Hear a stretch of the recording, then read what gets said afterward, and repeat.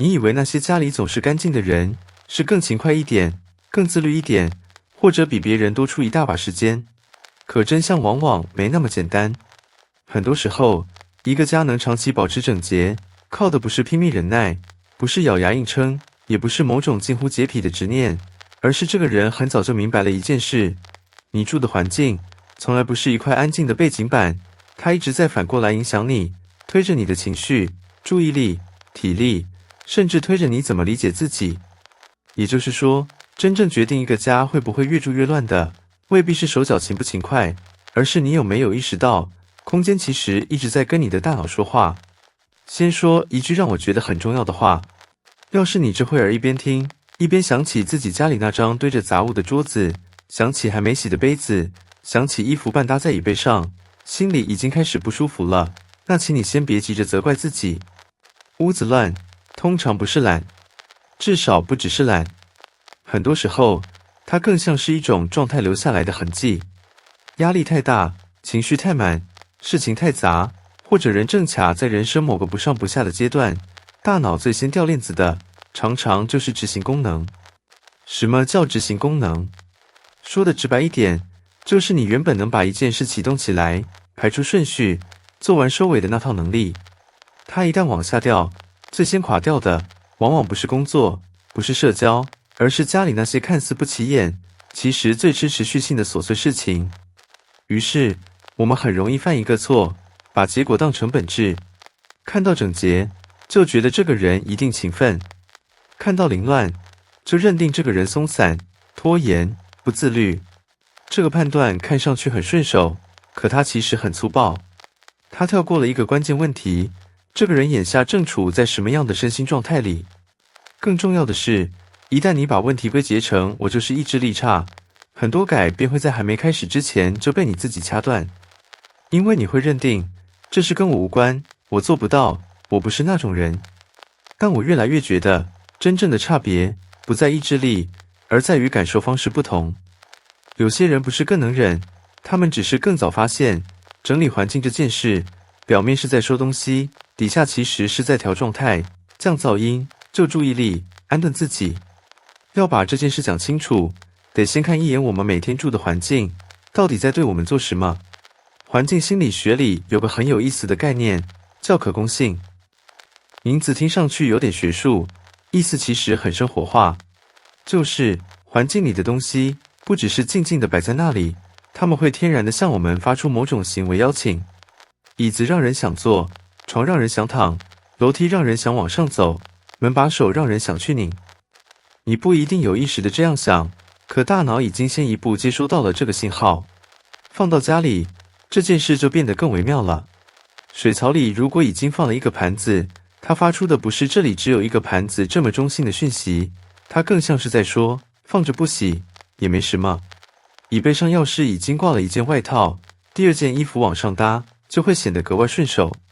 桌上只要多出一个快递盒，接下来收据、钥匙、遥控器、发圈、纸巾，就会像听见了召唤，一个个靠过去安家。你可能也有过这种感觉，明明前天看起来还行，怎么一转眼，整个空间像是突然塌掉了。可乱，从来不是突然发生的。真正的起点，常常只是某个瞬间你说了句先放这吧，然后空间的气氛就变了。它开始默许更多暂时，更多拖延，更多无所谓。到最后，眼前的并不是几件东西，而是一整套先不管的累积结果。这个逻辑和犯罪学里很有名的破窗理论其实有点像。一扇破了却没人修的窗，不只是窗坏了，它更像是在对周围说，这里允许失序，这里没人管，这里可以继续坏下去。家里也是一样，第一个没洗的盘子，第一个没折的衣服，第一个随手扔下的纸袋，未必本身有多严重，真正麻烦的是，它们会让整个空间开始释放一种讯号，这里可以继续放任下去。很多家庭的凌乱，并不是输给一次大崩盘，而是输给无数次的会儿再说。但环境不是只能把事情往坏的方向推，它也能反着来。你把空间整理干净，它同样会开始向你发出别的邀请。明尼苏达大学有研究团队做过一个实验，让一组人待在整洁的房间里，另一组人待在凌乱的房间里，之后再让他们选零食，做一些行为上的选择。结果很有意思，待在整洁环境里的人更容易选苹果而不是巧克力棒，也更愿意做出慷慨一点的决定。你想想，这里面最耐人寻味的地方是什么？没有人给他们上课，没有人逼他们健康生活，更没人站在旁边讲大道理。只是房间的状态变了，人的选择就跟着偏了。也就是说，环境不只是背景，它本身就在参与塑造行为。很多人整理完房间以后，会突然想去洗个澡，煮点清淡的东西，顺手把拖了几天的邮件回了，或者终于愿意去处理那件一直不想碰的事。那不是你突然开窍，也不一定是你忽然变得上进，更像是整洁本身在替你把大脑里的秩序感重心扶起来了一点。可环境带来的影响还不只是在行为层面，更深一点说，它会直接影响大脑的负荷。普林斯顿大学神经科学研究所的相关研究就指出，物理上的凌乱会让视觉系统承受额外的负担。说得更接地气一点，就是那些散落在你周围的东西，哪怕你嘴上说我没在看，大脑也没有真的放过它们。没叠的衣服，没扔的快递盒，没洗的杯子，没处理的纸张，地上的袜子，床边的充电线，桌角那一摞不想面对的杂物，它们会被大脑一一登记成尚未完成。你以为自己只是坐在一个有点乱的房间里，其实你的注意力系统一直在被切碎。它要处理这些物件的存在，评估它们的意义，压住它们带来的提醒感，然后继续试图把精神集中到别的事情上。久了之后，人会累，会烦，会坐着没动，却感觉像打了一场仗。这也是为什么很多人只是简单清了一下桌面，就会觉得脑子忽然亮了一点，呼吸也顺了一点。那不只是心情好，而是认知负荷却10倍减轻了。更现实的是，这种影响会一路往身体走。有人会说，我家乱归乱，我都习惯了。可身体并不会因为你嘴上说习惯了，就停止接受压力。相关研究里，有学者追踪过人们一整天的皮质醇水平，也就是常说的压力荷尔蒙。结果发现，那些把自己的家描述成杂乱、堆满未完成事项的人，整体压力水平明显更高。换句话说，家不一定都能让人休息。有些家，外表看着石柱的地方，实际上更像一个持续发出低频噪音的场域。人白天在外面已经耗尽一轮，晚上回去，本来应该松下来，结果视线一落到那堆东西上，神经系统又被轻轻地拧紧一圈。你可能说不上来哪里不舒服，只觉得怎么总也静不下来，明明是周末，却没有真正休息到。很多时候，不是你不会放松，是你的环境没再允许你放松。更有意思的是，打扫这件事本身，反过来又能给身体一个降压信号。也就是说，凌乱会往上抬你的压力，整理则会往下拉你的紧张。这个方向是双向的，不是我们想出来安慰自己的。你把东西收回原位，你把台面擦干净，你把水槽清空，大脑接收到的不只是视觉上好看一点了，它更像是在收到一条内部通知，事情开始变得可控了，世界没有那么散了，我正在把混乱处理掉。这一点，可能也是很多人每天愿意收拾的真正起点。你去问那些会持续维持家里整洁的人，很多人的回答其实很朴素。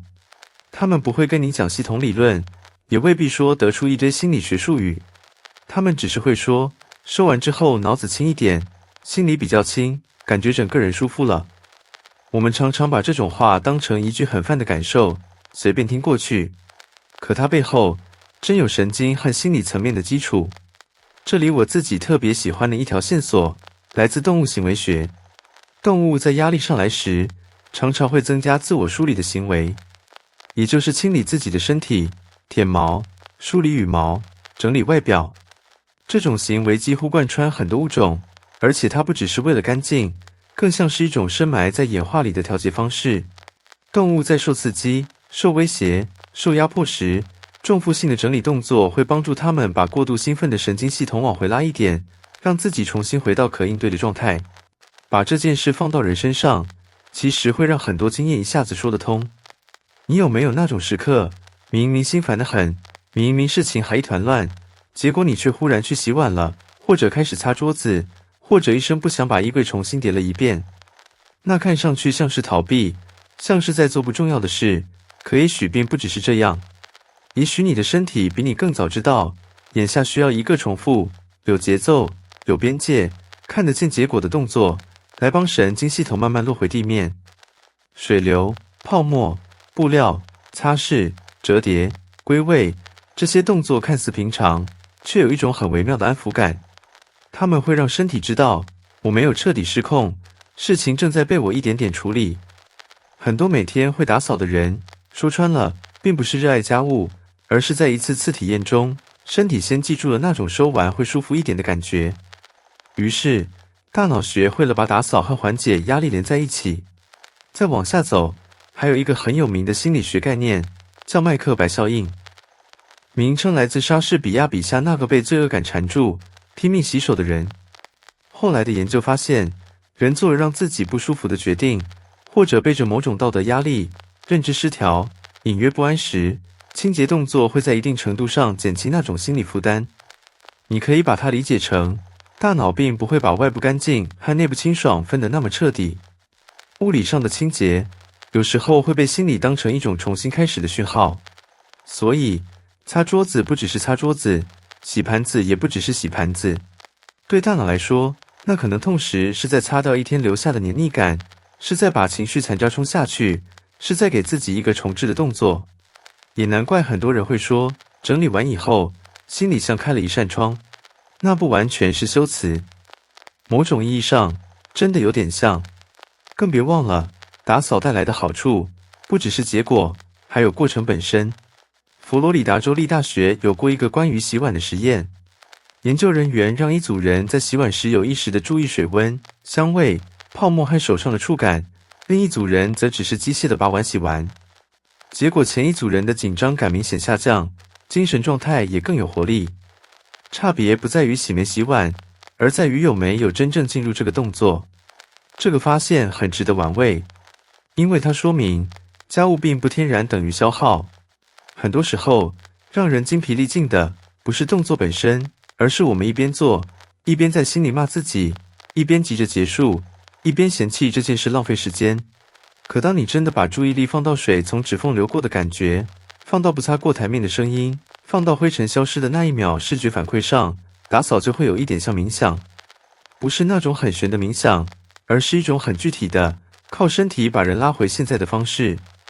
你在这一小段时间里，不用应付别人，不用做决定，不用回复消息，不用考虑明天。你只是在洗一个盘子，收一张桌子，叠一件衣服。事情很小，可小也有小的好处。正因为它小，它可完成，它能给人一种久违的落地感。说到这儿，问题也就来了。既然整理环境能减轻压力，能帮大脑降噪，能让人比较清醒，也能让人对自己感觉好一点，那为什么知道这些的人不少，真正每天会做的人却不多？为什么很多人总要拖到看不下去了，才狠狠干一次，然后又掉回原样？这里卡住的，往往不是认知，而是动机。很多人想打扫时，脑子里冒出来的第一句话是：完了，太脏了，得赶紧收，不然别人看到会怎么想？我怎么连这个都做不好？你听一听，这些话里有什么？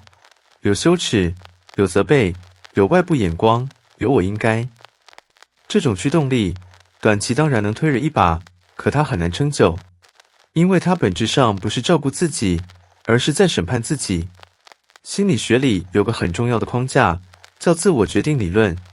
它大致讲的是，一个行为如果想持续，不只需要靠结果诱人，更要满足几种基本心理需要。这是我自己选的，我做得到，而且它和我自己有关。放到打扫上就很清楚了。很多人之所以总是断断续续，是因为他们做这件事的时候，内心并不是我想把这里照顾好，而是我必须马上把这里弄好。一个是选择，一个是义务，一个是我在行使主权，一个是我在交作业。两者看起来都在擦桌子，心理重量却完全不一样。每天会收拾的人未必说得出来，但他们心里常常更接近前者。他们不是在服从一种外部标准，而是在维护自己跟空间的关系。说的再直白一点，他们做的不是家务，而是在说，这是我住的地方，我想让它保持这个样子。这样的感觉，一下就不一样了。还有一个很关键的点，是胜任感。打扫是少数那种投入之后，几分钟就能看见结果的事。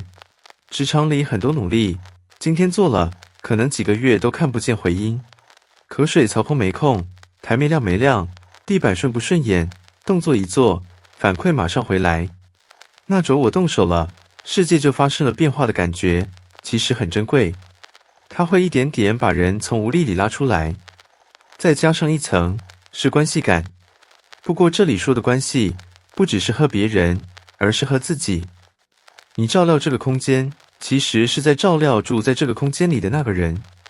你把床铺平，把杯子洗净，把灯下那一圈清出来，某种程度上等于在告诉自己，我值得住在一个让我舒服、让我安稳、让我不用每一眼都皱眉的地方。